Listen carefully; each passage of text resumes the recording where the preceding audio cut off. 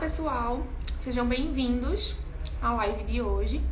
Hoje o tema é como obter resultados satisfatórios no PEN, tá? Eu vou fixar aqui o nosso tema para que vocês possam visualizar melhor. Sejam todos bem-vindos.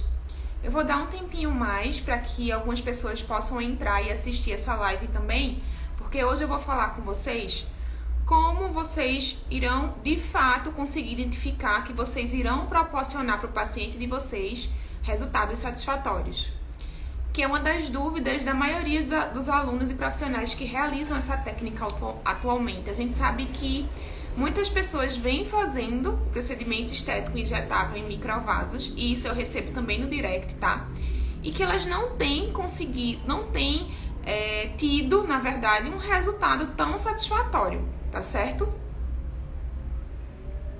E aí o que é que acontece? Às vezes, esse resultado não satisfatório está muito associado à forma como você faz o procedimento. Aí entra o questionamento: será que você está realizando o procedimento da forma correta? Então, a maioria das pessoas que me fazem pergunta no direct, às vezes até no WhatsApp, a grande maioria, fala que tem dificuldade de entregar o resultado do paciente, principalmente na técnica de PEN, tá? No procedimento estético injetável em microvasos. E aí eu tava me perguntando ultimamente o porquê que essas pessoas elas não conseguiam obter esses resultados satisfatórios. Diante disso, eu separei algumas listinhas que vocês têm que seguir, alguns objetivos, alguns pontos principais para que vocês possam seguir e para que vocês possam ter o melhor resultado e entregar o melhor resultado para o paciente de vocês. O que é que eu vou fazer? Eu vou aguardar só uns minutinhos para que vocês possam direcionar essa live para um amigo, um profissional da área, que é importante que ele saiba essa informação. Então, pega esse aviãozinho que está aqui embaixo e envie essa live para um biomédico, um farmacêutico, um enfermeiro que já atue na área da saúde estética, para que ele possa ter esse conhecimento, assim como você está tendo também, tá? Curte essa live aqui do lado também, para que o Instagram possa avisar a mais pessoas de que eu tô aqui ao vivo e que eu tô disponibilizando esse conteúdo para que vocês possam agregar no resultado de vocês e possam entregar um resultado eficiente para o paciente, tá certo? Então eu vou aguardar um pouquinho enquanto vocês estão enviando a live pelo direct, tá certo? Para o amigo, para o colega da área, para que a gente possa começar a falar do nosso tema de hoje. Para quem está entrando agora, sejam bem-vindos. O tema da live de hoje é como obter resultados satisfatórios no procedimento estético injetável em microvasos, tá? Então eu separei alguns pontos principais que acredito eu que seja o erro de vocês, para que vocês não tenham um resultado tão satisfatório. Então a gente vai abordar essa live em cima desses pontos para que vocês possam ser mais assertivos no tratamento e obter o resultado que o paciente deseja. Gente, eu vou só desativar um pouquinho aqui os comentários, tá? Mas no final da live eu vou abrir um espaço para que vocês possam fazer perguntas a respeito do tema que a gente trabalhou aqui, tá bom?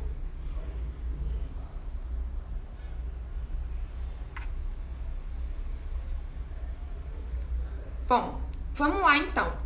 A gente sabe que, primeiramente, para que a gente tenha um resultado eficiente, um resultado satisfatório, eficaz no procedimento estético injetável em microvasos, é muito importante que a gente realize a técnica da forma correta. Em outras lives minhas, em outras oportunidades, eu já tinha falado com vocês a respeito da avaliação. E a avaliação é um critério importantíssimo, é um ponto específico e importante para que a gente selecione o nosso paciente para saber se esse paciente está apto ou não a realizar o procedimento, assim como a gente consiga entregar um melhor resultado. Uma vez que a gente uma vez que a gente avaliou da forma correta, a gente vai desenvolver a técnica correta. Eis o problema: muitas pessoas não estão conseguindo desenvolver essa técnica correta e não estão conseguindo entregar o resultado eficaz para o paciente. O que é que acontece? Como proceder, como realizar a técnica de escleroterapia ou então a técnica do procedimento estético injetável em microvaso de forma correta? Bom, existe um passo a passo que nós, profissionais da saúde estética, temos que fazer. O primeiro passo, como vocês já sabem, é realizar a asepsia da região em tratamento com álcool a 70%. Isso é clássico, todo mundo já faz isso. Tá? A gente trata os membros inferiores, a gente faz secagem de vasinhos nos membros inferiores. Então, telangiectasias e as veias reticulares, tá dentro da classificação que a gente pode tratar, tá? Então, a gente faz, teoricamente, secagem de vasinho, na prática também, tá? Então, primeiro, faz a asepsia da região que você vai tratar. Segundo, trabalha com agulha adequada para o tratamento. Qual é a agulha adequada para o tratamento? É aquela agulha de 30 G-meio, tá? Uma agulha do canhãozinho amarelo. É a mais adequada, vai dar um conforto maior para o seu paciente, vai ter menos incômodo para o seu paciente. E o interessante, pessoal, é que vocês, no decorrer da sessão, sempre troquem a agulha, tá? Porque trocar a agulha vai proporcionar um conforto maior para o seu paciente, tá? Então, à medida que você for fazendo as punções, troca a agulha. A gente sabe que a agulha, à medida que a gente vai puncionando ali, a gente vai perdendo o corte do bisel. Então, não custa nada você, como uma forma de cuidado e demonstração de carinho do seu para o seu paciente, para com o seu paciente, você realizar essa troca da agulha, tá certo? Então, um ponto específico, trocar a agulha. Vamos lá. Aí você vai iniciar a injeção. Eu, Mayara, eu gosto de trabalhar com a seringa de 3 ml. Por quê? A seringa de 3 ml, na minha visão, na minha experiência prática com esse procedimento, na minha experiência clínica, eu tenho a consciência de que eu consigo ter um controle maior de saída do líquido esclerosante. Se eu tenho um controle maior de saída desse líquido, eu raramente vou ocasionar algum tipo de intercorrência associada ao excesso de líquido depositado naquele microvaso. Então, eu, Mayara, decidi que a partir do momento que eu começasse a trabalhar com a escleroterapia, com o procedimento estético injetável em microvasos, eu só iria trabalhar com a seringa de 3 ml. Então, esse é um ponto muito interessante para que vocês mantenham o resultado do paciente de vocês e que até mesmo evitem algum tipo de intercorrência, como, por exemplo, necrose. Tá? A gente sabe que excesso de solução escleroterápica na região, né, a gente sabe que vai extravasar, vai ocasionar uma inflamação perivascular, vai atingir pequenas arteríolas no local e vai fazer com que o oxigênio ele não chegue com tanta frequência ali naquele tecido acometido, e aí a gente vai ter o surgimento de uma bolha evoluindo para uma necrose, tá certo? Então, a seringa de 3 ml vai livrar a gente muito dessa questão. Agora, qual é o grande ponto? Muitos alunos, muitos profissionais, às vezes vêm me questionar que é muito complicado, é muito difícil de se trabalhar com a seringa de 3 ml. Concordo sim que é complicado, é difícil de se trabalhar. Porém, pessoal, nada do que a prática levar à perfeição. Eu sempre costumo falar pro meu aluno, olha, tudo que você assimilar, seja numa aula minha presencial, ou numa aula online, no curso presencial, ou no curso online, se você não colocar em prática aquilo que eu te falei, não vai adiantar de nada, é melhor você nem fazer o curso. Tá? Vocês têm que assistir a aula, vocês têm que realmente realizar o curso, seja online ou presencial, estudar e colocar em prática aquilo. Não adianta só assistir, absorver o conhecimento e não colocar em prática aquilo que eu falei. Então, comecem a fazer as primeiras substituições, ao invés de trabalhar com a seringa de 1 ml, comece a trabalhar com a seringa de 3, tá? Um paciente ou outro, troca a seringa pela seringa de 3, para você começar a sentir qual a força que você tem que fazer no êmbolo para injetar aquele líquido, tá certo? Então, é muito importante que vocês tenham essa consciência. Tá, vamos lá. Realizar a asepsia, trabalhar com agulha de 30 G-meio, de preferência a seringa de 3 ml. Uma vez que a gente separou tudo, vamos fazer a injeção do líquido, tá certo? Como é que a gente vai injetar? Primeiramente, eu tenho que observar que eu estou tratando microvasos ou vasinhos.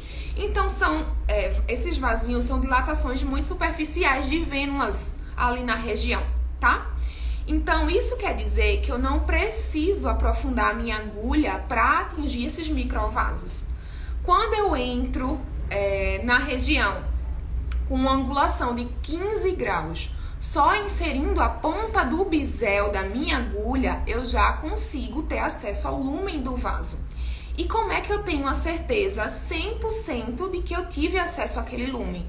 Quando você injeta o líquido ali, você vê automaticamente o microvaso sumir. Por quê, gente? O que é que vai dar a cor àquele microvaso? Vamos pensar um pouquinho. O nosso sangue tem hemácia, tá? A hemácia, quer queira ou quer não, tem um pigmento que dá a coloração a esse sangue, tá? E aí, quando a gente visualiza a questão do sumiço do microvaso, por que a gente vê esse microvaso sumindo? Porque simplesmente, o que é que aconteceu? Eu ocluí o fluxo sanguíneo, eu injetei um líquido transparente no local, fazendo com que houvesse uma obstrução do fluxo sanguíneo, e é o sangue que dá a coloração do vaso. Vocês entendem agora por quê? De forma imediata, o vaso some? Porque simplesmente eu estou obstruindo o fluxo do sangue, tá? Então eu vou ver imediatamente meu vasinho sumir. Uma vez que eu observei que o vasinho sumiu, então de fato eu estou comprovando que eu estou no lúmen do vaso. Então eu estou realizando a técnica correta. Então um parâmetro para vocês compreenderem que de fato está realizando a técnica correta é o sumiço do microvaso, tá certo? Então se vocês conseguiram observar essa questão, então aí sim o tratamento vai ser eficaz, o tratamento vai ser correto e você vai ter um resultado específico e excelente no seu paciente, tá certo? Então, aplicou na luz do vaso, observou o desaparecimento, vai ter o resultado que você está pretendendo, ok? O que é que eu tenho que fazer agora? Apliquei, observei o vaso sumir, tá? Muitos profissionais, inclusive até professores, eles falam que a gente só deve parar quando formar a pápula. Isso não é verdade. A gente para a aplicação quando a gente nota que a região que a gente está fazendo a punção, ela está ficando esbranquiçada. A região ficou esbranquiçada, a gente para imediatamente a aplicação, tá? E começa a aplicação em um novo local. Essa é a técnica tradicional que a gente obtém o resultado, um resultado satisfatório. Então, como eu falei para vocês, como é que a gente consegue visualizar que a gente vai ter um resultado eficaz quando a gente injeta no lúmen do vaso? Como é que eu sei que eu estou no lúmen do vaso? Quando eu injeto o líquido e eu vejo o vaso sumir, porque está tendo uma obstrução do fluxo sanguíneo, certo? Um ponto que muitos alunos me questionam é se a gente deve aspirar antes de realizar a injeção do líquido. Imaginem só, pessoal. Imagine o trabalho que vocês iriam ter se vocês fossem fazer aspiração em cada vasinho que vocês pegassem, tá? Então, inclusive até professores ensinam essa técnica. Eu evito, tá? Porque é algo trabalhoso e a gente sabe que a prática leva à perfeição. Então, se você começar a treinar o procedimento, você vai atingir o lúmen do microvaso mais facilmente. Inclusive, sabe aqueles microvasinhos, telangiectasias mais fininhas? A gente consegue puncionar assim, sem problema nenhum, se vocês praticarem, tá? Quanto mais vocês realizarem um procedimento, mais aptos a entregar um resultado vocês vão ficar, tá? Eu, por exemplo, tô realizando escleroterapia desde o início da minha formação como esteta. Então, eu realizo esse procedimento todos os dias. Então, eu sei, eu tenho a certeza que à medida que eu pegar o paciente para realizar o tratamento, eu vou entregar um resultado, porque eu já estou prática no procedimento. Então, um dos segredos para que vocês tenham um resultado eficaz é a prática. A prática leva à perfeição, tá certo? Então, comecem a praticar. Se você está começando agora na área da saúde estética, né? Começa a praticar o tratamento no pai, na mãe, tá? Em pessoas que realmente tenham os microvasos e que passou por uma avaliação criteriosa com você e você vai começar a realizar o tratamento, tá? É uma forma de você começar a ficar mais seguro, inclusive, para a realização da técnica, tá certo? Ok? Então, vamos lá. Separei algumas outras dicas que vão auxiliar vocês para que vocês realizem, de fato, uma punção correta. Vamos lá. Primeiro ponto. O esclerosante, a solução que vocês forem trabalhar, que no nosso caso, dentro da nossa normativa, é a glicose, tá? Então, existe uma normativa que respalda a atuação do biomédico, do farmacêutico, do enfermeiro na área da saúde estética, tá? Inclusive no procedimento estético injetável em microvasos, tá? Para o procedimento estético injetável em microvasos, a nossa normativa informa que a gente só pode trabalhar com líquido esclerosante osmótico. E o líquido esclerosante osmótico disponível no mercado é a glicose. Então, vamos trabalhar com a glicose. Muitos alunos até questionam se pode fazer uso da glicose associada ao polidocanol, da glicose com outras substâncias esclerosantes, e não pode, gente. Vamos seguir a nossa normativa, vamos seguir as nossas resoluções. Por quê? Se vocês vierem a ter algum tipo de intercorrência utilizando a glicose associada a outra substância, se esse paciente for parar, por exemplo, Deus o livre, no hospital, o médico ele vai querer saber o que foi utilizado. E aí você vai informar que você utilizou a glicose associada a uma substância que você não pode trabalhar. Então, olha a complicação que vai ficar para o seu lado. Então, opte sempre por trabalhar dentro da normativa profissional de cada um. Tá? Se a gente tem uma resolução, se a gente tem uma normativa que informa que a gente só pode trabalhar com a glicose numa concentração de 50% ou 75%, que a gente só pode trabalhar com líquido esclerosante osmótico, vamos seguir a normativa.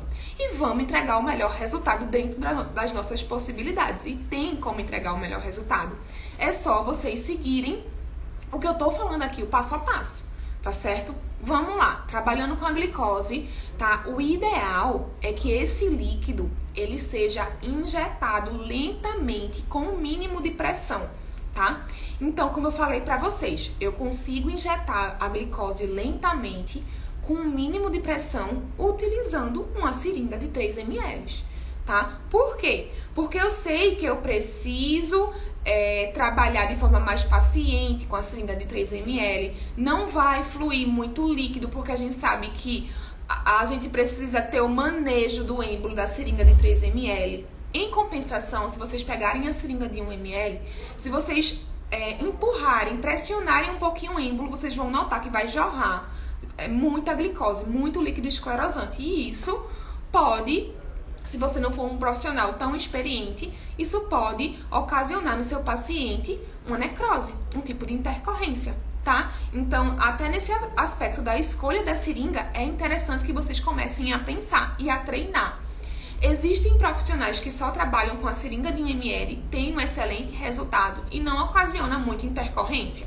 Existe, tá? Tem essa possibilidade também, tá? Mas são profissionais que já estão adaptados à seringa de 1 ml e ainda que venha a ter algum tipo de intercorrência, a grande maioria já sabe como intervir, como resolucionar, tá? Mas se você quiser começar de forma correta, evitando muita intercorrência e de acordo com a literatura científica, a indicação melhor é a seringa de 3, tá certo? E aí, outro ponto interessante é a questão do volume médio que você vai injetar. Gente, o ideal é que vocês possam injetar por punção em torno de 0,1 a 0,3 ml. Se você injeta de 0,1, anotem aí, se vocês injetam de 0,1 a 0,3 ml por punção, o que vocês vão notar no tecido, na pele, é um pequeno esbranquiçado na região. Esse esbranquiçado na região que vocês estão aplicando o líquido esclerosante está informando a vocês que vocês precisam parar.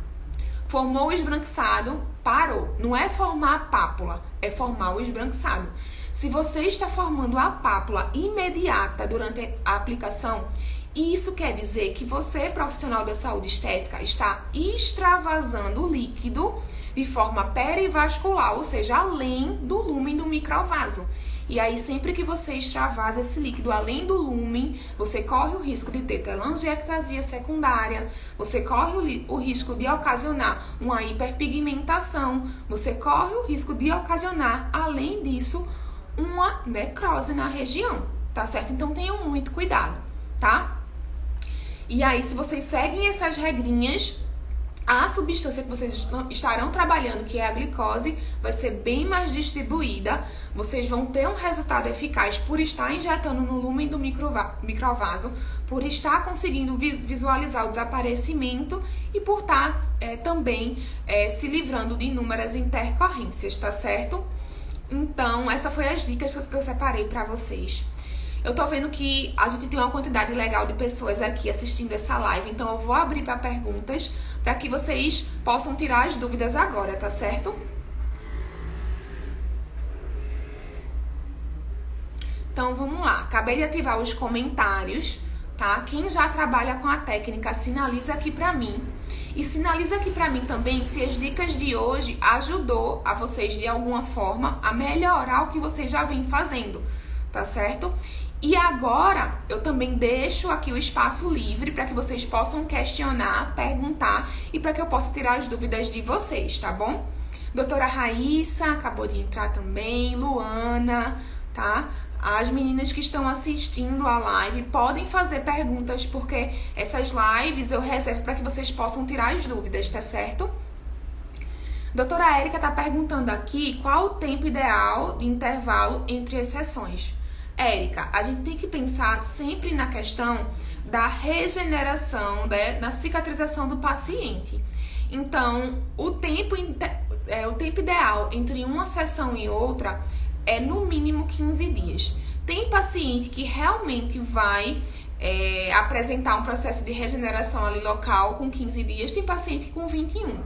Eu, Mayara, trabalhando com a técnica correta, da forma correta, já observei que com 15 dias eu posso fazer a repetição da sessão no meu paciente, tá certo? Jéssica tá me perguntando aqui se eu sempre utilizo o micropore após a sessão do procedimento estético injetável em microvaso. Jéssica, eu não utilizo o micropore. Sabe o que eu faço? Assim que eu finalizo a sessão, eu passo um ativozinho no meu paciente, que eu chamo de MPS, que é um mucopolissacarídeo. E em seguida, eu utilizo na região, faço uma compressão com a atadura elástica. Eu já realizei aqui uma vez uma live falando sobre o uso da atadura. Vocês podem até olhar no meu IGTV. Existe muita discrepância ainda na literatura científica a respeito de usar ou não a atadura elástica. O grupo que defende a atadura, ele fala, inclusive, que a gente pode até livrar o paciente de intercorrências, em alguns casos, caso a gente utilize a atadura. Na minha prática clínica, todos esses anos trabalhando com a escleroterapia, eu sempre optei em finalizar a minha sessão utilizando a atadura elástica. É um cuidado a mais que eu tenho com o meu paciente. Então, eu prefiro zelar pelo excesso do que cometer uma falha pela falta de cuidado, tá certo? Vamos lá para mais perguntas. Gente, eu amo a interação de vocês. Quanto mais perguntas vocês me fazem, melhor, para que eu consiga entender qual a dúvida que vocês mais têm, para que eu possa trabalhar isso nos stories também.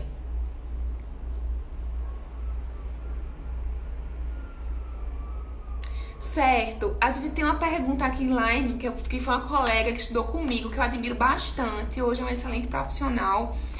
Ela tá me questionando aqui se a glicose 50% é tão eficaz quanto a de 75%.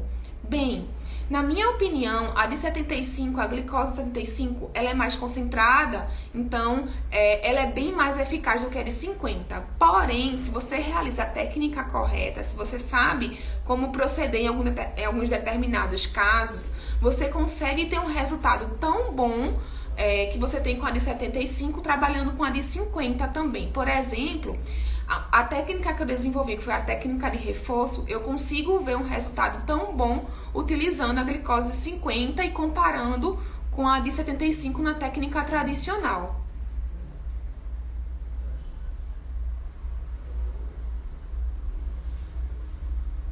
A doutora Lorena está me perguntando aqui qual a melhor forma de fazer a aplicação nos vasinhos dos pés. Gente, eu acho que o maior problema de se realizar essa aplicação é que o paciente, ele sente muito incômodo, mas muito incômodo. Tem paciente que chega a desistir de realizar o tratamento nos pés por conta do incômodo que ocasiona o procedimento. Então, ao longo desses anos, o que é que eu pensei que eu poderia fazer para aliviar o incômodo do meu paciente, para que ele pudesse também ficar com os pés por um período livre dos microvasos, né? Todo meu paciente que vai fazer tratamento nos pés, tratamento de microvasos, o que é que eu faço? Eu peço para que ele venha previamente de casa com um gelinho, tá? Uma bolsinha de gelo, certo? E essa bolsinha vocês conseguem comprar até em alguns locais que já fazem, né? Eles chamam de bolsa térmica ou bolsinha térmica de gelo, tá? Eles colocam até a logomarca do profissional e aí vocês já podem colocar no protocolo do próprio paciente, quando ele fecha a sessão com você já entregar a ele a bolsinha de gelo, sabendo que esse paciente possivelmente vai fazer microvasos nos pés. Então, quando ele chega na clínica, eu já peço para que ele posicione essa bolsa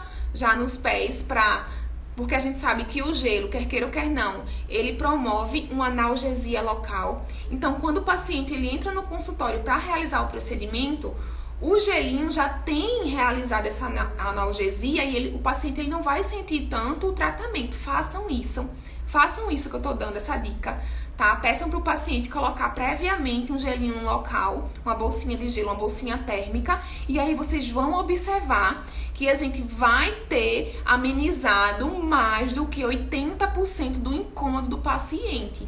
Então hoje, se seu paciente ele se incomoda com o tratamento na região dos pés, é porque ele sente muito incômodo. É um procedimento estético injetável, o líquido arde, os pés normalmente são uma região muito sensível de se realizar o tratamento, então pacientes eles chegam a desistir, mas se você seguir essa dica do gelo, você vai conseguir finalizar o tratamento. Agora, tem a questão que no dia posterior, os pés do paciente eles vão ficar inchados, isso é natural. Então, o que é que eu aconselho a você? Nunca trabalhar os dois pés numa só sessão, porque isso vai ser um incômodo muito grande para o paciente no mesmo dia. Então, sempre alternar os pés em sessões diferentes e avisar o paciente, ó, no dia seguinte pode vir inchaço, pode vir incômodo. Então, se você puder fazer compressa de gelo na região, utilizar um cremezinho com MPS no local também, que vai trazer um alívio muito melhor para o paciente, é indicado. E, se possível for, colocar os membros inferiores elevados, porque aí você favorece a drenagem do líquido que está retido ali e favorece o retorno do sangue, tá certo? Então, essas dicas são cruciais para quem faz escleroterapia nos pés, tá certo? Vamos lá para a próxima pergunta. Essa pergunta sempre acontece nas minhas lives e eu sempre gosto de responder vocês, porque eu sei que é uma dúvida frequente, né? Muitos me questionam se eu gosto de associar a glicose com algum anestésico. No caso, a gente já compra a glicose associada à lidocaína, nós profissionais da saúde estética. Vou falar minha opinião sincera como profissional. Eu, Mayara, não faço associação. Primeiro, porque eu sei que eu trabalho com a técnica correta. Segundo, porque eu sei como amenizar a dor do meu paciente. Terceiro, que a associação da glicose com o anestésico pode ocasionar o quê? A probabilidade do paciente ter uma eventual alergia no local. E eu falo isso, gente, com toda a propriedade, porque eu já recebi casos de pacientes que tiveram alergia à anestesia. Lembrem-se que vocês estão injetando um líquido no lúmen do vaso. Vocês estão alterando o fluxo local de sangue. Inclusive, vocês podem ter um tipo de intercorrência associada a isso, que é a flebite. Já pararam para pensar? Então, muitos profissionais, eles acham que escleroterapia é só injetar um líquido no lúmen do vaso, mas não é bem assim. A gente tem intercorrência associada a essa questão. E por que os médicos, eles pegam tanto no nosso pé? Porque, na maioria das vezes, o profissional que trabalha com escleroterapia, eles não sabem sequer a quantidade de intercorrências associadas ao tratamento e muitas vezes eles não sabem nem tratar. Tá? Então, vamos aprimorar nosso protocolo, vamos realizar a melhor técnica para o nosso paciente e vamos saber quais as intercorrências que a gente pode se deparar no decorrer do tratamento, para a gente entregar também o melhor resultado. E caso a gente venha a ter alguma intercorrência, a gente saber tratar sem precisar de um segundo profissional dando pitaco na intercorrência que a gente teve, tá certo? Então vamos nos tornar melhores profissionais nesse aspecto, tá certo? Vamos lá, deixa eu observar aqui mais perguntas. Então, ó, associação da glicose com a lidocaína, eu não sou contra quem faz associação. Eu, Mayara, não faço, porque eu já sei que tem um tipo de intercorrência que pode acontecer com essa associação. É um caso raro? É, mas pode acontecer, tá certo?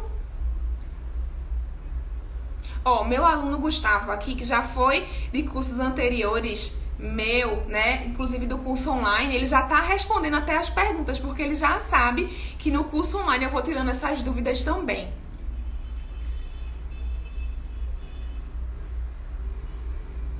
Jéssica tá me questionando se eu recomendo pro paciente colocar as pernas para cima logo após o tratamento. Ó, Jéssica, a recomendação é 24 horas sem atividade física, tá? Pedir para que o paciente se direcione para casa e eleve os membros inferiores.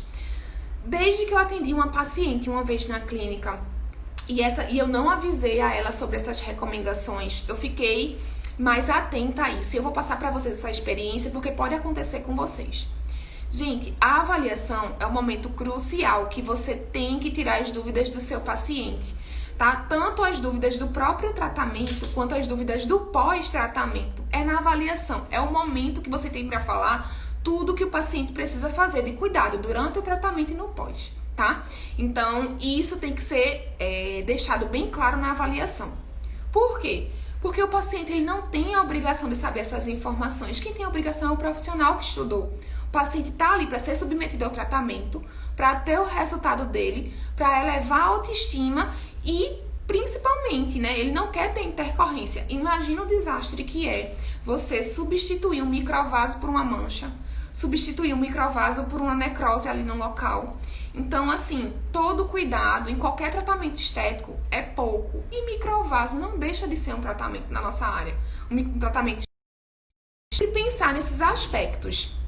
Vamos lá, o que é que a gente tem que instruir com relação ao pós do nosso paciente? Primeiramente, a gente tem que instruir ao paciente que no dia do tratamento ele não pode de forma alguma realizar atividade física. Caminhada conta como atividade física? Conta. Teve uma vez com a paciente, ela foi fazer o tratamento comigo e logo depois do tratamento a gente conversando, eu gosto muito de conversar com meus pacientes, ela falou, olha, quando eu sair daqui eu tenho que ir no shopping pagar uma conta e depois eu vou no centro da cidade. Aí eu falei, oi? Você vai pra onde? Ela, não, vou pro shopping, depois vou no centro da cidade. Eu disse, como é que você vai? Ela, eu vou de ônibus. E eu vou andar um pouco. Aí eu falei pra ela, olha, você vai cancelar a ida no shopping, você vai cancelar a ida na cidade. A gente vai finalizar esse tratamento e você vai direto pra casa colocar suas pernas pra cima por pelo menos 30 minutos. E nesse dia você não vai realizar nenhuma atividade física. No dia seguinte você vai pro shopping, você vai pagar suas contas, mas hoje não. E a paciente ficou super chateada comigo. Com toda a razão. Por quê? Porque na avaliação eu não avisei a ela que no dia do tratamento ela não poderia realizar nenhum tipo de caminhada longa. Ela não poderia realizar atividade física. Então, gente, notem que a avaliação é um ponto crucial para que vocês possam passar todas as informações, tá? Informação prévia, informação do tratamento e informação do pós. Tá? Então, esses pontos a gente começa a cometer esses erros para que a gente não cometa mais. E isso me deixou muito pensativa da forma como eu iria avaliar meu paciente das próximas vezes e a informação que eu iria passar, tá? Porque eles não têm a obrigação de saber. A gente tem a obrigação de passar o conhecimento, mas eles não têm a obrigação de saber previamente a respeito, tá certo?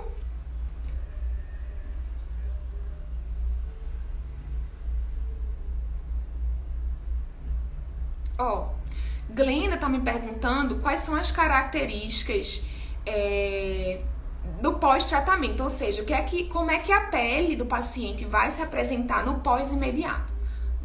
Glenda, no pós-imediato, o paciente ele vai apresentar inchaço no local, tá? Edema é normal, ele vai apresentar pequenas petequias, pequenas equimoses, tá? Isso é normal. Tá? É normal do pós-tratamento. Isso é, inclusive, reações esperadas do tratamento. Às vezes, 2 dias depois o paciente até chega a mandar foto, né, que tá achando que a região tá roxa, tá achando que a região tá cheia de petequia, ou então às vezes ele fica assustado porque logo após o tratamento dá um pouco de prurido, coceira. Isso é normal, tá certo? Então isso, você precisa avisar o seu paciente que isso vai acontecer. Agora, o que não é esperado, o que provavelmente é uma intercorrência, por exemplo, formação de bolha.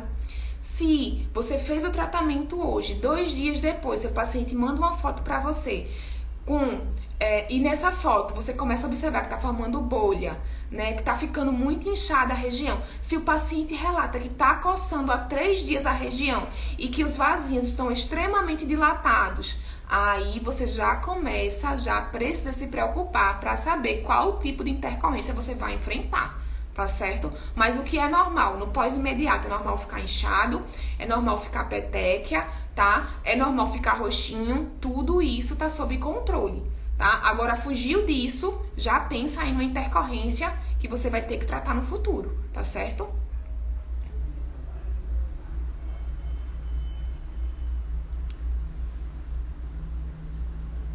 Vamos lá, deixa eu ver aqui mais perguntas.